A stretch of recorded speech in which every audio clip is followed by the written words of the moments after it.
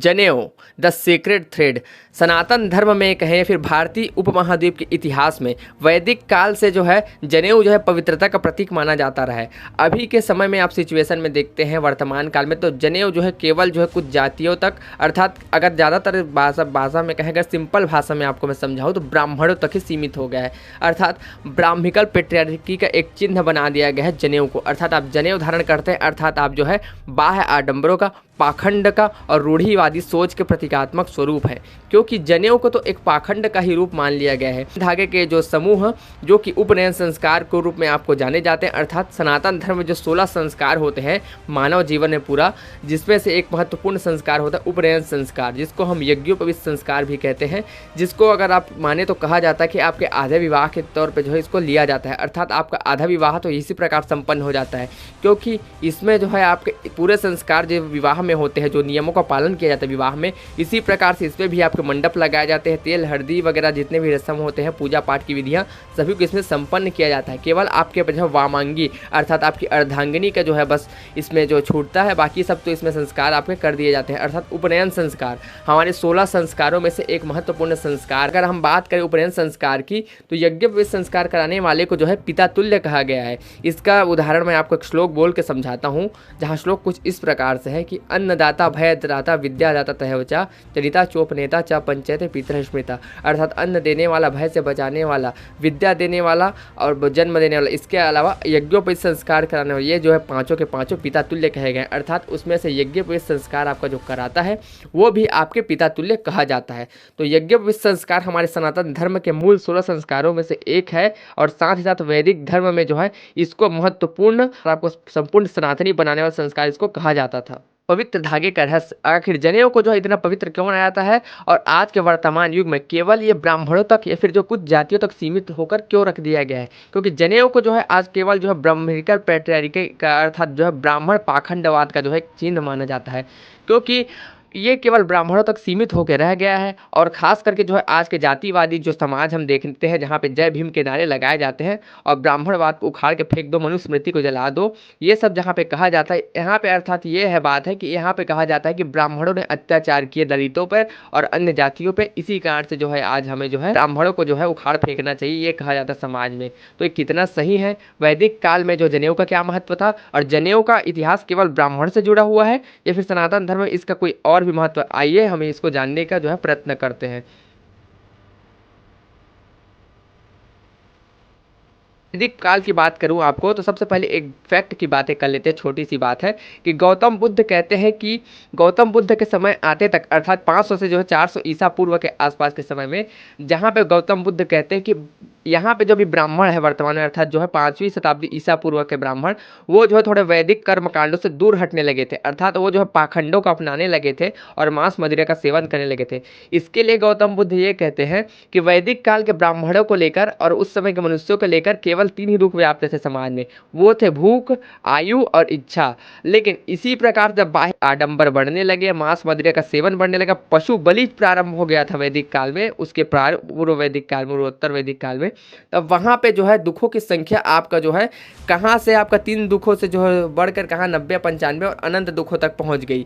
अर्थात आपका जो बाह्य आडंबर और जो अपने विलासितापूर्ण जीवन को जो है ब्राह्मिकल पैट्रियार्की के रूप में जो पाखंडियों ने जो है प्रारंभ किया, तो इससे जो है वैदिक काल की शुद्धता नष्ट होती है और वहीं पे समाज में बलि प्रथा का प्रारंभ होता है। अर्थात बलि प्रथा जो है वैदिक काल में कभी नहीं थी, इसको बाद में जो है बाह्य आडंबर के रूप में पाखंडियों द्वारा, उनमें से ब्राह्मण भी थे तो उनके द्वारा ही इसको शुरू किया गया था। तो बात यही है कि हम बात करते हैं जनेऊ की, तो जनेऊ का इतिहास कुछ इस प्रकार से आता है कि इसको जो है न केवल ब्राह्मण, शूद्र, वैश्य और क्षत्रिय इसको सभी धारण करते थे। आपने सही सुना, आपको शौक लगा होगा सुन के बहुत सारे मेरे भाइयों मित्रों को कि ब्राह्मण ही तो इसको धारण करते हैं, क्षत्रिय।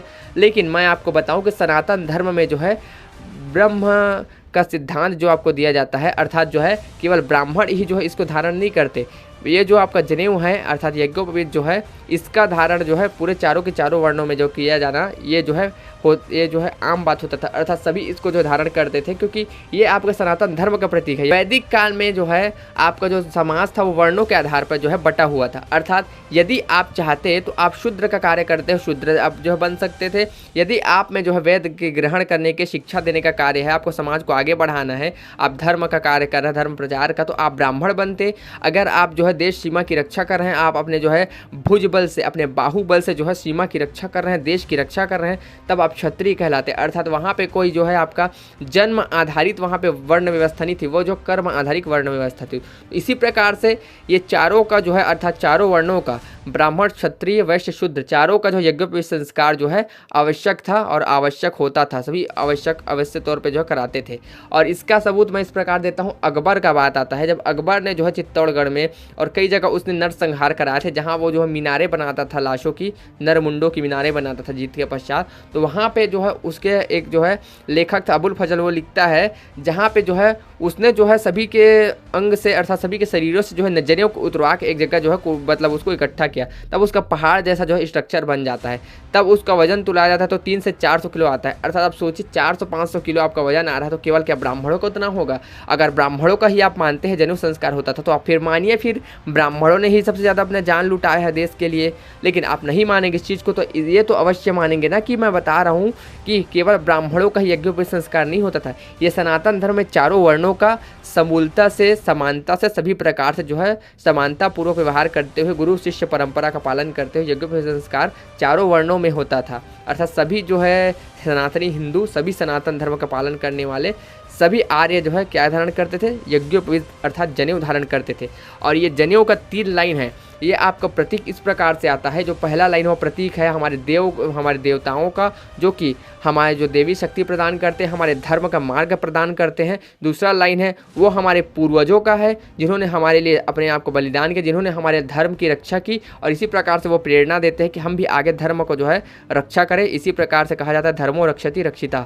और तीसरा लाइन ये बखान करता है, ये हमें बताता है कि हमारे गुरु के द्वारा हमें क्या शिक्षा दिया गया है, गुरु शिष्य परंपरा हमें क्या सिखाता है, और इसे हमें किस प्रकार से आगे आने वाली पीढ़ियों तक पहुंचाना है। ये 3 लाइन, ये 3 पवित्र, ये जो पवित्र धागा है जनेऊ, इसका ये व्याख्यान करती है कि हमारे पूर्वजों का, हमारे गुरुओं का और हमारे पितृ भगवानों का हमारे ऊपर क्या उपकार है, उसको हमें याद दिलाने के लिए 3 लाइन रखा गया है जनेऊ का। और यही जो है विवाह उपरांत अर्थात गायत्री पीठ वाले, गायत्री परिवार वाले तो जो महिलाओं को भी जो है जनेऊ धारण करने का सलाह देते हैं, अर्थात उसमें तो जो है महिलाएं भी जनेऊ धारण करती है। और इसके अलावा अब जो है बहुत सारे लोग जो है जनेऊ धारण करना प्रारंभ कर चुके हैं, क्योंकि उनको अपने सनातन के बारे में असल में पता चलता जा रहा है। अब जातिवादिता जो है धीरे धीरे समाप्त होती जा रही है, जहाँ असली सनातन के धर्म के जो है मूल तत्वों को सामने रखा जा रहा है, वेद उपनिषदों का ज्ञान आता जा रहा है। पुराणों में हम केवल स्टोरी कहानी सुन सुन के जो है पगलाए हुए थे, उसको अब समाप्त करके वेद और उपनिषद और दर्शनों का असली जो मूल तत्व ज्ञान है सनातन धर्म का, उसको बाहर लाया जा रहा है। जहाँ पे जो है आप ब्राह्मणवाद को और जातिवाद को ना मानते हो, सनातनी एक धर्म को जो है मानते हुए, अपने आप को एक एकता की भावना में बांधते हुए आप भी यज्ञोपवीत संस्कार अवश्य करा सकते हैं और इस जनेऊ के महत्व को समझ सकते हैं। जहाँ विवाह से पहले आपका 3 लाइन में जनेऊ पहना जाता है, उसी के जो है विवाह उपरांत जो है पुरुष इसको 6 लाइन वाला अर्थात संपूर्ण जनेऊ धारण करते हैं।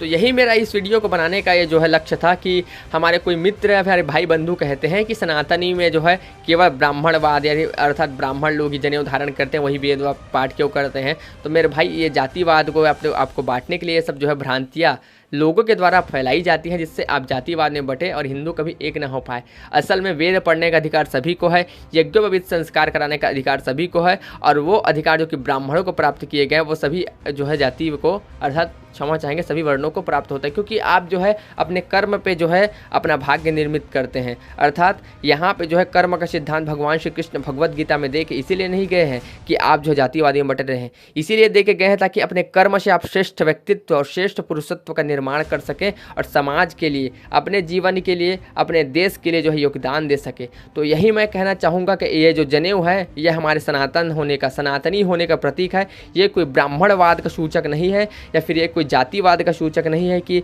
इसको मैं पहना हूँ तो ब्राह्मण हो तभी पहना हूँ। ये आप भी धारण करिए, क्योंकि हर सनातनी ये जो है यज्ञोपवीत संस्कार करा सकता है और हर सनातनी के कर्तव्य है कि जनेऊ को जो धारण करते हुए अपने सनातन के प्रतिबिंबों को, प्रतिचिन्हों को आगे बढ़ाए और अपने देश के लिए योगदान योगदान दें और आने वाले जो है पीढ़ियों के लिए और बीते हुए हमारे एंसेस्टर्स हमारे अर्थात हमारे पूर्वजों के लिए योगदान को जो है व्यर्थ न जाने दें। तो एकता का समय यही होता है। तो आपको इस वीडियो से क्या सीख मिला कमेंट्स कर जरूर बताइएगा, और बाकी मुझसे कोई त्रुटि हुई तो क्षमा चाहूँगा, और कोई सीख देना हो, कुछ शिक्षा देनी हो मुझे तो अवश्य कमेंट्स में बताइएगा।